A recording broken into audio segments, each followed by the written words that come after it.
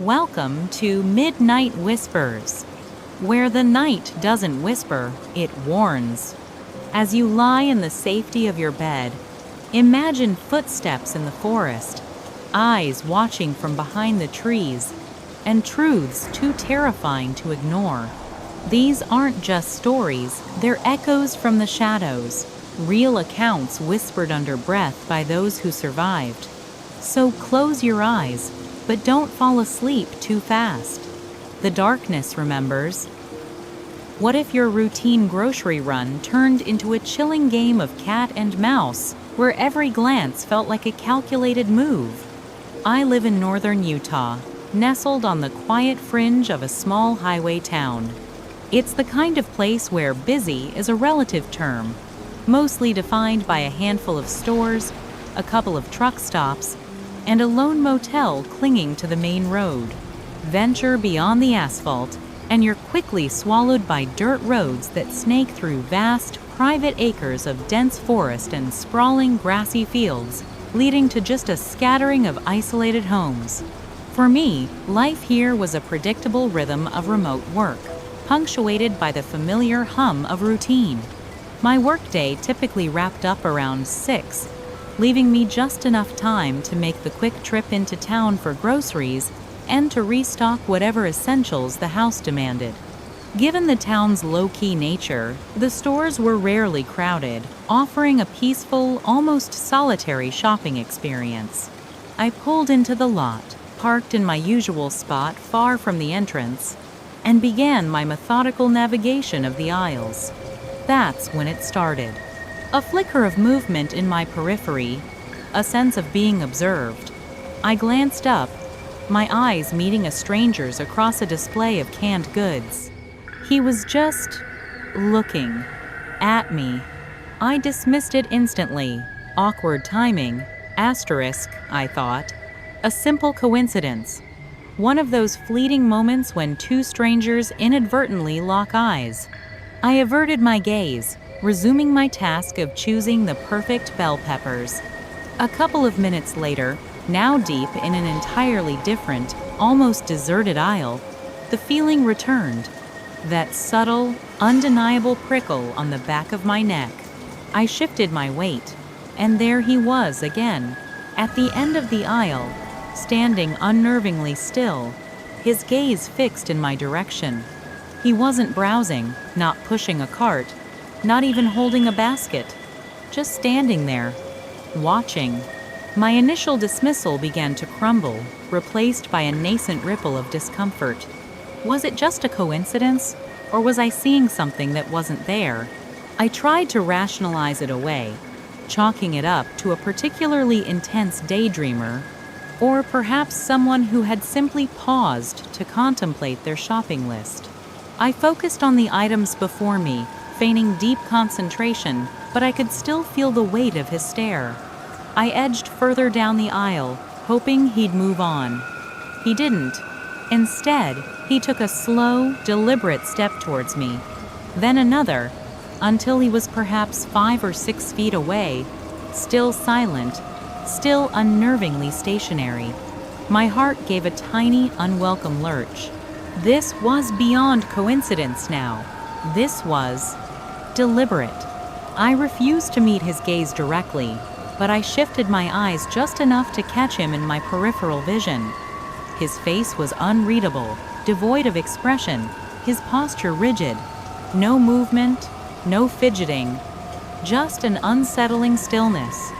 The air in the aisle suddenly felt heavy, thick with unspoken questions. Say something, asterisk, I told myself. Break the silence, break the spell. Asterisk. Summoning a casualness I didn't feel, I offered a terse "Hi." My voice, though low, felt amplified in the quiet aisle. He didn't respond. Not a nod, not a word, not even a blink. Just that unblinking, unwavering gaze. It was a refusal to acknowledge, a deliberate act that ratcheted my discomfort into something colder, something akin to unease. I grabbed what I needed with a renewed urgency, The simple act of choosing groceries transformed into a frantic race against an unseen clock. I felt his eyes on me the entire time, a physical pressure on my skin. As soon as my basket was sufficiently stocked, I practically fled the aisle, the silence he left in his wake almost louder than any noise. "Just a weird dude," I muttered to myself as I navigated towards the checkout, trying desperately to convince myself that this was nothing more than an odd encounter with someone socially awkward, perhaps a tired trucker running on fumes. I paid for my groceries, the cashier's cheerful chatter barely registering over the persistent hum of my own internal unease. Maybe the fresh air would shake it off.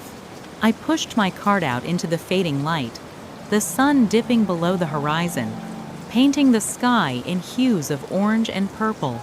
The parking lot, usually a beacon of mundane activity, felt different now, tinged with a subtle sense of foreboding. There were easily 30 or 40 other cars, but the sheer number did nothing to alleviate the growing tension. My usual parking spot in the far back of the lot suddenly felt terribly exposed. I reached my car, popped the trunk, and began tossing the grocery bags inside. It was then, as I straightened up and scanned the rest of the lot, that my blood ran cold. He was there, standing between two parked cars, partially obscured, yet unmistakably looking directly at my car. He still held no groceries, no basket, no bags, no indication he had even stepped foot inside the store to shop. He was just there. A chill that had nothing to do with the evening air snaked its way up my spine. This wasn't awkward timing. This wasn't a coincidence. This was something far more deliberate, far more unsettling. What the hell was up with this guy? Asterisk? Was he simply a voyeur? A drifter with nothing better to do? Or was there a deeper, more sinister intention behind that unrelenting stare? I tried to convince myself he was just some eccentric character, a product of late-night boredom or too many hours behind the wheel. But the feeling of being targeted was starting to solidify into a terrifying certainty. I quickly finished loading the trunk, fumbling slightly with the latch, my hands clammy. I slid into the driver's seat, locked the doors with a decisive click, and started the engine. I kept my eyes on him, waiting for him to move, to acknowledge me, to do anything. He didn't. He just stood there, a silent, unmoving sentinel, watching as I pulled out of the parking lot. The sun had almost fully set now, casting long, inky shadows across the landscape. The empty dirt roads leading to my home, usually a welcome pathway to peace and quiet, suddenly felt impossibly vast and isolated. Every rustle of leaves, every distant sound, seemed amplified, imbued with a new, menacing quality. I drove, my rearview mirror checked constantly, but saw nothing following. The relief that washed over me was immediate, visceral. Perhaps he was just a bizarre anomaly, a fleeting shadow in an otherwise uneventful day. I pulled up to my house, the familiar warmth of home, a welcome beacon against the encroaching darkness. I grabbed the first couple of grocery bags and headed inside, already beginning to shake off the lingering unease. A quick phone call from my dad momentarily sidetracked me, pulling my thoughts away from the unsettling encounter. It was a brief but welcome distraction.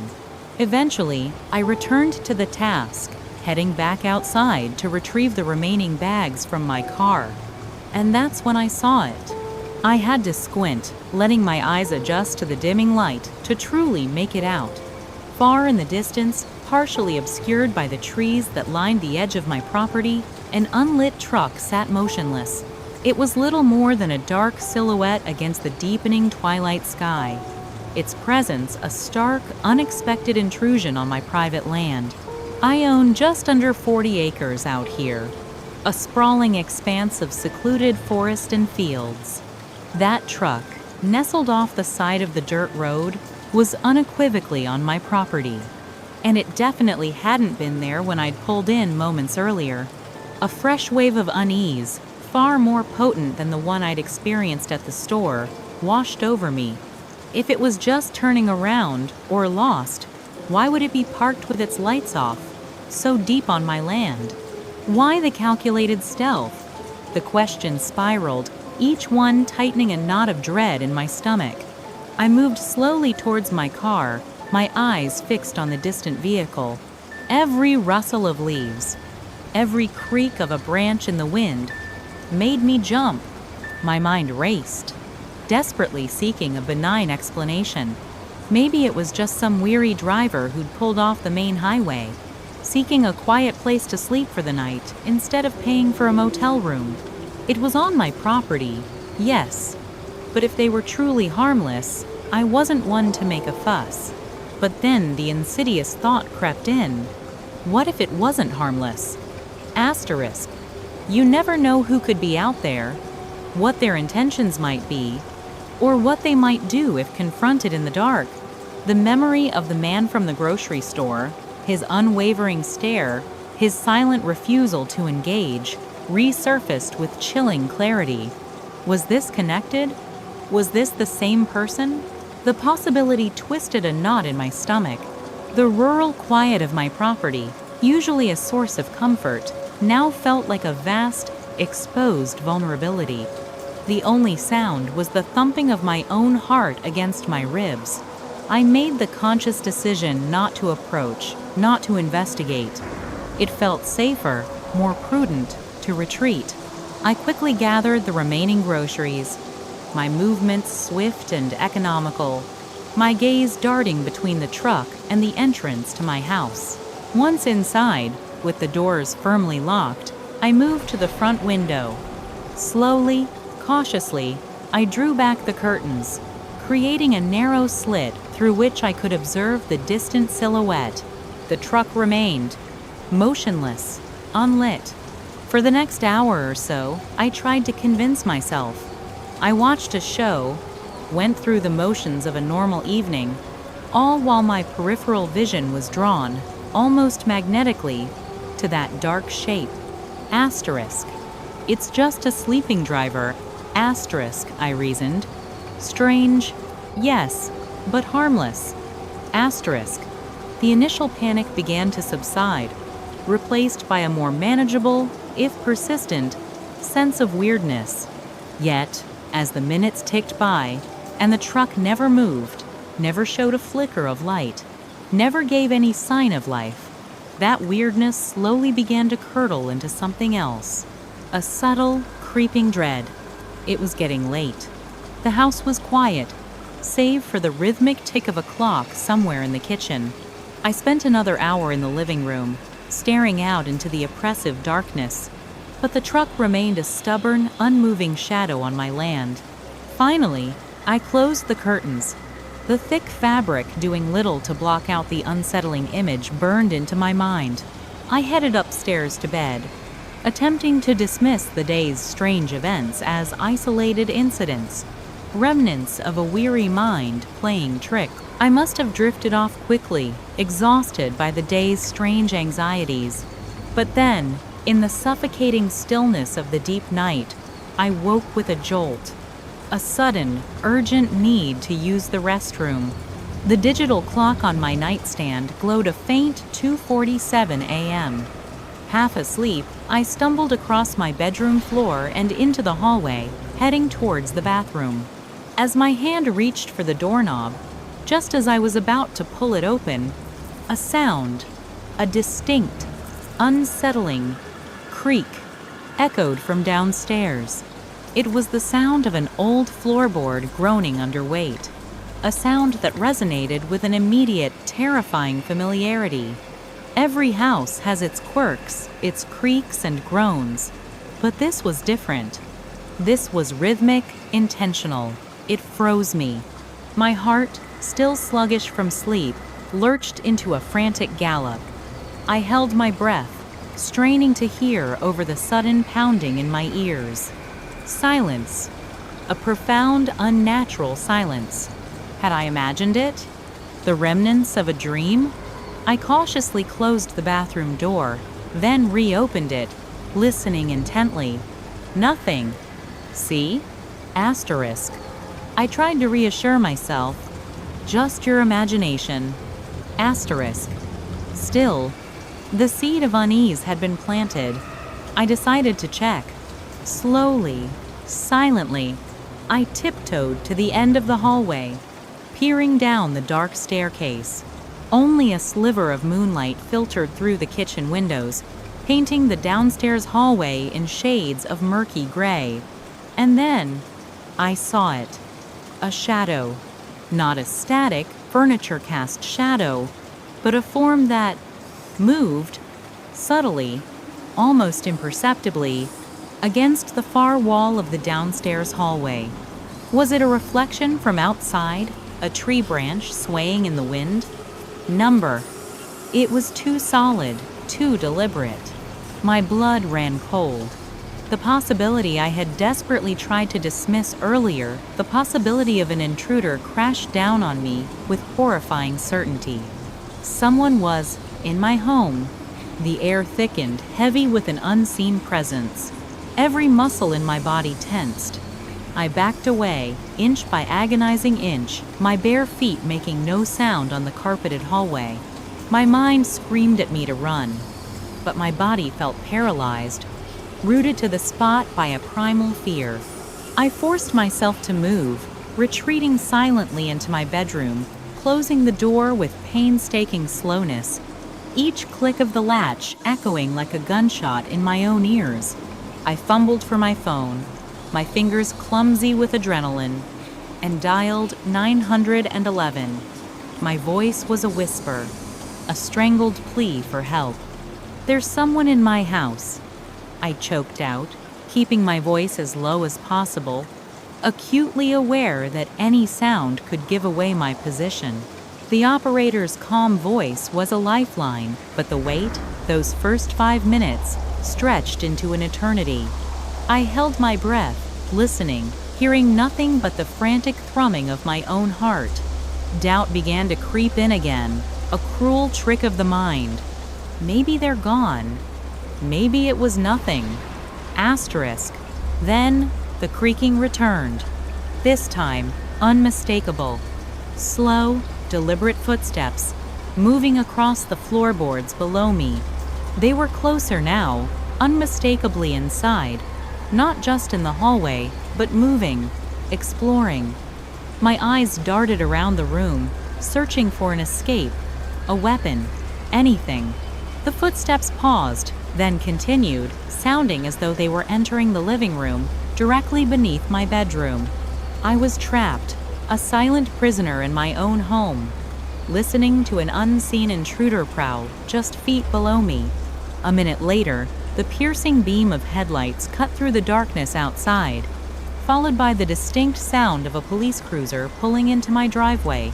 The sudden flood of light and sound outside sent a surge of adrenaline through me, but also a wave of terrifying uncertainty.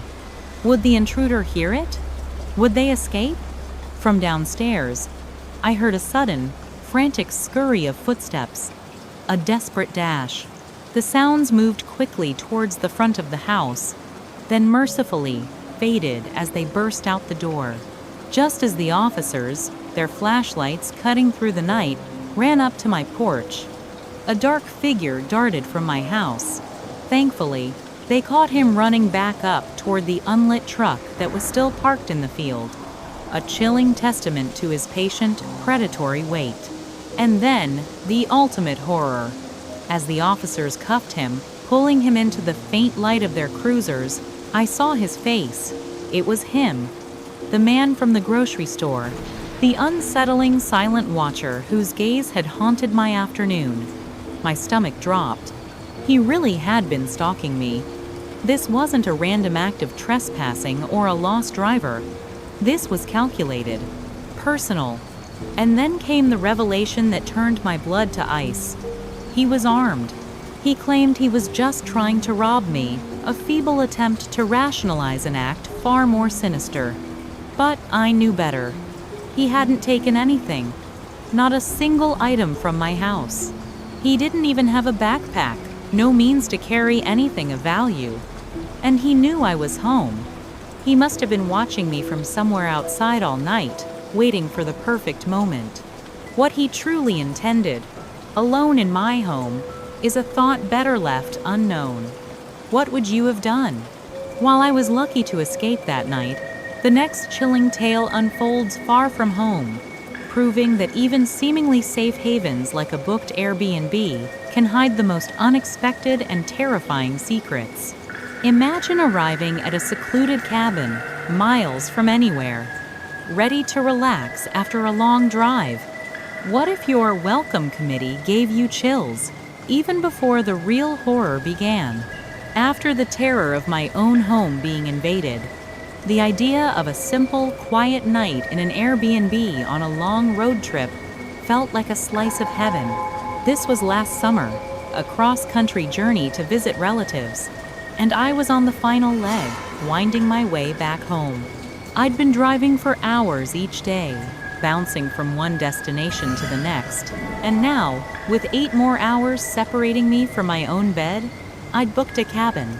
It was supposedly on my route, nestled deep within what looked on the map to be nothing but endless woods. I told myself it would be infinitely better than some stale, questionable motel room by the highway. As dusk began to paint the sky in hues of orange and purple, I pulled off the main road and onto a long, unpaved track that snaked deeper into the wilderness. The landscape around me was deceptively flat, yet densely populated with trees, creating a tunnel of green that seemed to swallow the last vestiges of daylight. When the cabin finally emerged from the encroaching shadows, it was exactly as depicted online, quaint, rustic, but with an undeniable air of isolation. A perfectly aligned row of tall pine trees stood guard at the front, framing the gravel driveway that led to the cabin door. To be honest, the way it sat there, almost swallowed by the surrounding forest, it had a subtly eerie quality about it. It wasn't overtly spooky, just quiet, too quiet. I parked, retrieved the padlock code from my email, and with a click, the heavy chain securing the gate gave way. Inside, the cabin was a pleasant surprise. Despite its weathered exterior, it felt newly renovated. Small, certainly, but cozy and clean. A welcome respite after hours behind the wheel. I didn't bother unpacking much. It was just for one night. After grabbing a quick, lukewarm meal from a drive-through bag, I settled at the small dining table, ready to finally relax. But that relaxation was short-lived. Barely 10 minutes after I'd eased into my chair, a sudden, sharp rap echoed through the cabin. A knock at the front door. My heart jumped. I hadn't heard a car pull up. No crunch of gravel under tires. No footsteps approaching. Nothing. Just the knock. Who could possibly be out here? Deep in the quiet of the woods. Miles from anything. It felt deeply unsettling. Cautiously, I rose and moved towards the door, peering through the small peephole. A man stood there, perhaps in his late 40s, with a salt and pepper beard and a cleanly shaven head. "Hi, I was just stopping by to make sure you got in and everything was good," he said, offering a wide, somewhat strained smile as I opened the door a crack. Relief, mixed with a lingering sense of unease, washed over me. It was just the host, or so I assumed. I confirmed everything was fine. The cabin was great, and wished him a good night, closing the door as politely but swiftly as I could. The interaction, though brief, left a strange taste in my mouth. Why show up unannounced, in the middle of nowhere, just to ask if I was okay? Didn't he trust the code system? Was it a courtesy call? Or something else entirely? And then there was the smell. A distinct, unusually strong odor emanated from him, like stale sweat mixed with something earthy, almost animalistic. It hung in the air long after he'd gone.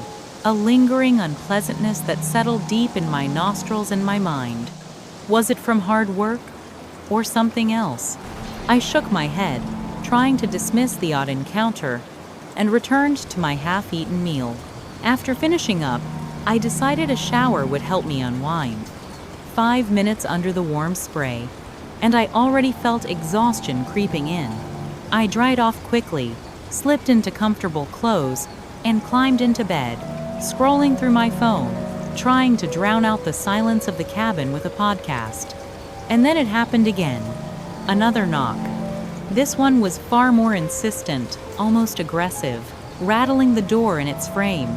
My heart leaped into my throat, a cold dread washing over me. Again, no car, no approaching footsteps. Just the sudden, jarring impact against the wood. It had to be him. But why? And so soon? The first visit was strange enough, but this felt different. My mind raced. Had he forgotten something? Was there a problem? Or was this something far more sinister? I checked my phone, frantically scanning for any missed calls or texts from the host. Nothing. Not a single notification. The knocking continued, growing louder, more impatient. I slowly, silently, crept into the main room, my bare feet cold against the wooden floorboards. The aggressive thuds pounded against the door, vibrating through the walls of the small cabin. My breath hitched in my chest. Should I answer? What if he was in trouble? But then, the memory of his odd demeanor, the unannounced visit, the strange smell, flooded my thoughts. No, this felt wrong. Terribly wrong. I decided against opening the door. Instead, summoning a voice I hoped sounded braver than I felt, I called out from the other side, "What do you need?" The knocking immediately stopped. The silence that followed was heavy, pregnant with unspoken intent. "Can you open the door, please? I just wanted to ask you one more thing. I'll be quick. I promise." His voice was low, almost pleading, yet it held an undercurrent of something deeply unsettling. I hesitated, my mind racing through 1,000 scenarios. What one more thing could be so urgent it required this aggressive, unannounced visit in the dead of night? My instincts screamed at me to stay put. After what felt like an eternity, a few heart-pounding seconds, he must have grown impatient. The knocking resumed, louder, more demanding than before. "Could you please open the door?" I swallowed hard, my voice barely a whisper. "It's late. I'm not in the mood. If there's no emergency, I'd like to be left alone." The response was a chillingly long silence. A minute stretched into an eternity. I pressed my ear to the door, straining to hear any movement. Did he walk away? Surely, I would have heard the crunch of gravel under his feet, the sound of a car starting up. But there was nothing, just the deafening quiet of the forest outside. Was he still out there, standing just beyond the door, listening? My heart hammered against my ribs. I felt a primal urge to move, to run, but my feet were rooted to the spot. The uncertainty was excruciating. I knew he hadn't left. I just knew it. My eyes scanned the room, searching for any other sign, any other confirmation. That's when my gaze drifted to the large living room window, a rectangular black void reflecting only my own pale, terrified face. And then, I saw them. 2 pinpricks of light in the darkness. 2 cold, unblinking eyes, staring directly back at me. A gasp caught in my throat, strangled by terror. It was him. He hadn't left. He was out there, just beyond the glass, a phantom in the night, his face obscured by shadow, only his eyes visible, burning holes into my soul.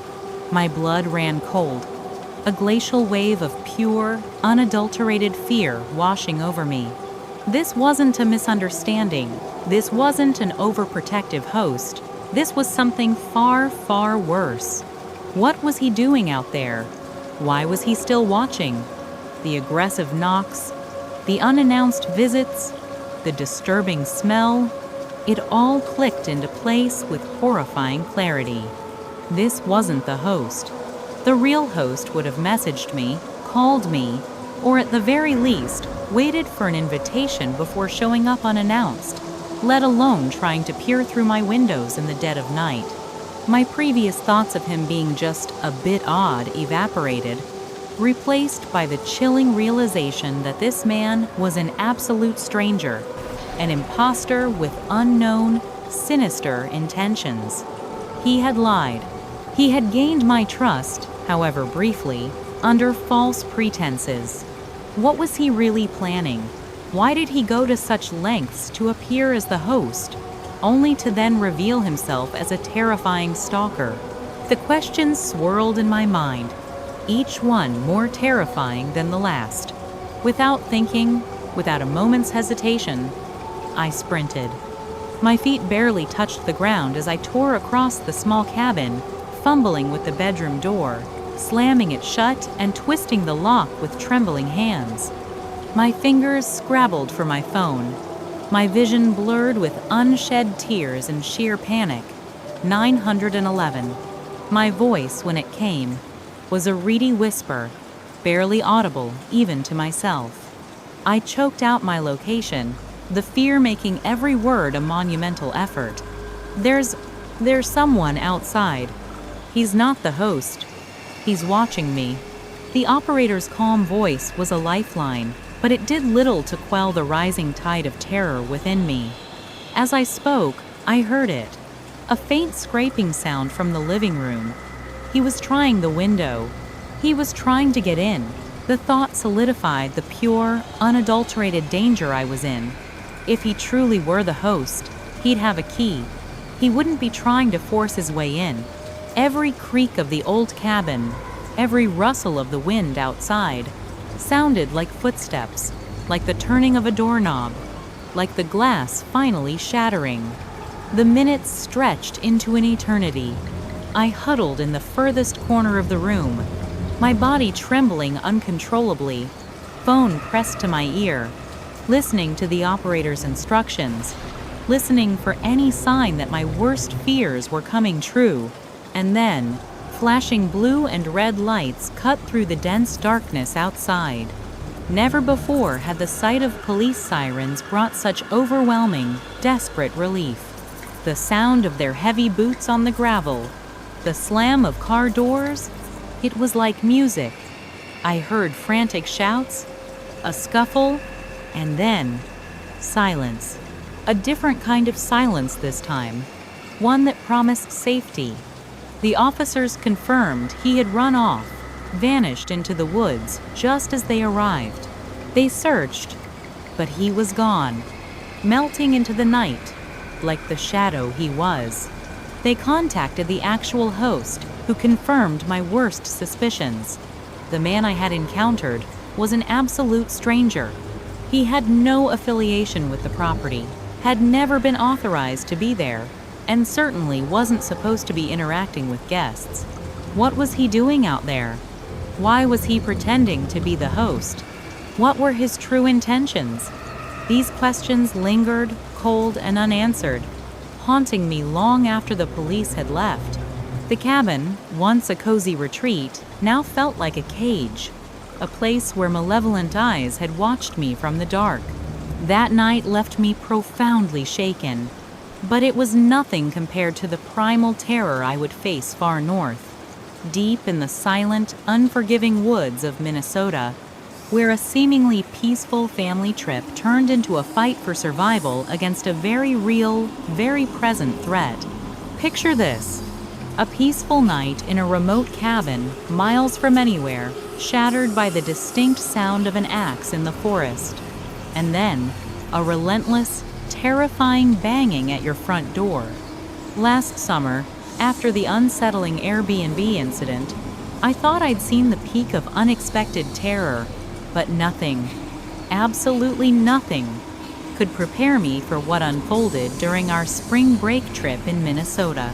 I was 18, and my mom, my little brother who was just 7, and I decided to spend a week in a secluded cabin. The idea was to escape the city, unwind, and maybe even scout some smaller towns for a potential future move. Little did we know, we were about to walk into a nightmare far more primal than anything I'd encountered before. This cabin, it was truly remote. Located far north, about 35 minutes from anything resembling a town or a grocery store. It was deep in the woods, almost a test of how well we'd handle the rural life, I suppose. The drive itself was a marathon, over 10 hours, but as we pulled up at sunset, the initial beauty was undeniable. The orange hues bleeding into the dense forest, the quiet hum of wildlife. It felt like a world away from the concrete jungle we called home. But there was also a raw, untamed quality to it, a subtle chill in the air that wasn't just from the temperature. The cabin itself was rustic, old. Every floorboard creaked with a story. Every wall seemed to breathe with age. It didn't look professionally built, more like something crafted by hand, decades ago. Cozy, yes, but with an underlying sense of vulnerability. We settled in, stoked the wood-burning fireplace, a rare luxury for us city dwellers, and just tried to decompress. I ended up napping for most of the early evening, completely wiped from the drive. My mom went to bed around 8:30, and my little brother was already tucked in. Since I'd had that long nap, I wasn't quite ready to sleep. I found myself drawn to the back porch, a small, weathered wooden deck with a slightly sketchy-looking fire pit. I sat down, soaking in the profound silence of the forest.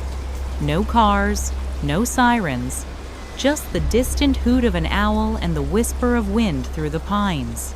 It was incredibly peaceful, almost unnervingly so. The air was crisp, biting, reminding me just how far north we were. Spotting some logs, I decided to try my hand at lighting the fire pit. It caught easily, burning steadily in the center, and my initial apprehension about its sketchiness faded. I just sat there, watching the flames dance, feeling a tranquility I rarely experienced. About 30 minutes must have passed, lost in thought, when it happened. A sound. Sudden, sharp, completely out of nowhere. From deep within the forest, an abrupt, echoing thwack! It sounded exactly like an axe chopping into wood. My heart immediately hitched. I froze, straining my ears. It was just one sound, a solitary, brutal strike that reverberated through the trees. Who in the world could be out here? It was pitch black, a moonless night swallowed by the dense canopy. I couldn't see a thing, but whatever it was, it sounded far too close for comfort. That peaceful quiet I'd been enjoying evaporated, replaced by a cold, creeping dread. For the next 5 minutes, I stayed out there, rigid, listening, but the forest was silent again, a silence that now felt heavy, expectant. The uneasy feeling was a tangible weight in my chest. I knew I couldn't stay out there any longer. I quickly snuffed out the fire pit, extinguished the embers, and retreated inside, locking the door behind me. Inside, the cabin felt both a refuge and a trap. From the quiet, I could tell Mom and my brother were sound asleep, but my earlier nap, combined with that jarring sound, had left me wide awake. I tried to distract myself, settling in the living room with my phone, pulling up a downloaded movie since Wi-Fi was a luxury we didn't have out here. But only 15 minutes in, I heard something else, a subtle creak. I paused the movie, holding my breath. Was it the cabin settling, the wind, or one of them waking up? My city dweller nerves were already frayed, and every little noise seemed amplified. The silence stretched, and just as I started to rationalize it away, thinking it was just my imagination, it happened again. This time, distinct. And it wasn't coming from the bedrooms. It was from the opposite end of the cabin, right next to the wall where a window looked out into the impenetrable darkness. I leaned closer, listening intently, and then a series of deafening, aggressive bangs slammed against the front door. Thump, thump, thump. The entire wooden structure vibrated, shaking me to my core. I froze, my blood running cold. Almost instantly, I heard my mom's frantic footsteps as she bolted from her room, rushing into the hallway, her voice sharp with fear. What was that? I was already on my feet, adrenaline surging. Someone's at the door. I managed to stammer, my voice barely a whisper. My mom, terrified, immediately grabbed her phone to call 911. There was absolutely no reason for anyone to be banging on our door like this, in the middle of nowhere, in the middle of the night. As she spoke to the operator, her voice hushed but urgent, I cautiously approached the front door, peering through the small, circular peephole. It was utterly black outside, no porch light to pierce the gloom. But even in the oppressive darkness, I could make out a basic figure. A man, standing disturbingly close, staring directly at the door. And then, as my eyes adjusted, I saw it. The unmistakable outline of a heavy, brutal axe in his hand. My eyes widened in horror. Every logical explanation crumbled. Was he lost? Did he need help? This wasn't a desperate plea. This was a clear, terrifying threat. He wasn't speaking, wasn't calling out, just relentlessly hammering on the door, again and again, each thudding blow reverberating through my bones. It felt like an eternity.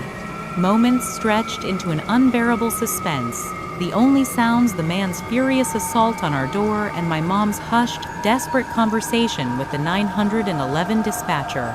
And then, the ultimate terror. With a loud, sickening crack, a sliver of glinting metal pierced through the wood, right through the front door. The axe. He was cutting his way in. That was our cue. Without a word, a silent, primal understanding passed between us. We bolted. My mom, my little brother, and I sprinted into the farthest room we could find, the bathroom, and slammed the door shut, locking it with a desperate click. We huddled there, trembling, listening to the horrifying sounds of more hits against the front door. 4, maybe 5 more powerful strikes, and then silence. The silence was almost worse than the noise. Had he broken in? Was he inside, prowling, looking for us? Or had he given up? We waited, trapped, listening. The seconds bled into minutes, each one an agonizing eternity. Finally, mercifully, we heard the faint wail of sirens in the distance, growing louder, closer. It felt like an impossible amount of time, but considering how isolated we were, the first officer arrived in under 15 minutes, remarkably fast. The front door of the cabin bore deep, jagged gashes, a testament to the brutal assault. But the man was gone. There were no signs of him, no tracks leading anywhere obvious in the dark, dense forest. It was as if he had simply melted back into the wilderness from which he emerged. The running theory, the only one that made any sense, was that my small campfire, a beacon in the vast darkness, had lured him to our cabin. But that still didn't explain so much. Who was he? Why was he out there in the middle of the night with an axe? And why, beyond simply being drawn by a light, did he choose to attack us with such malevolent intent? These are questions that linger unanswered. He was never caught, never identified. A shadow in the woods. A fleeting, terrifying presence. We, of course, didn't stay another night in that cabin. And no, we definitely didn't end up moving to Minnesota. This final, chilling encounter underscored a terrifying truth. Some threats aren't just human. They're an ancient, untamed darkness lurking just beyond the edge of civilization, a reminder that even in the quietest corners of the world, pure, unadulterated terror can find you.